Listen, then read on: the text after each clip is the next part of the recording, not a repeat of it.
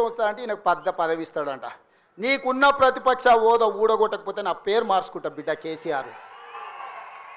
2023లో నిన్ను ఓడగొట్టిన, 2024లో నీకు గుండు సున్నా ఇచ్చిన, సర్పంచ్ ఎలక్షన్లో పాతరేసిన, మున్సిపల్ ఎన్నికల్లో ఉప్పు పాతరేసిన, జూబ్లీ హిల్స్ కంటోన్మెంట్లో నీకు గోరి కట్టిన, వచ్చేసారి ఆ గోరి మీద మా కాంగ్రెస్ పార్టీ కార్యకర్తలు జెండా ఎగరేస్తారు. ఇదే నా సవాల్, ఇదే నా సవాల్, ఇదే నా సవాల్ కాంగ్రెస్ పార్టీ కార్యకర్తల తరఫున.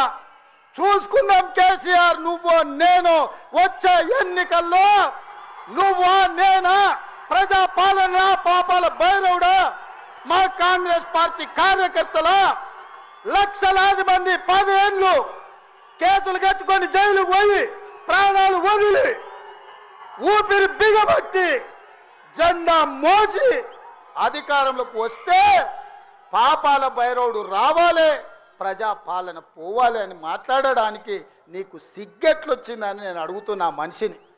అందుకే మిత్రులారా, ఇవాళ నుంచి నా మాటగా తీసుకోండి.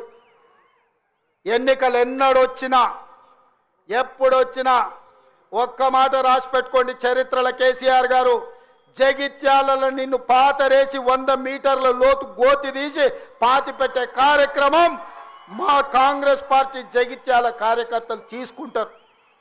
ఈ తెలంగాణ రాష్ట్రంలో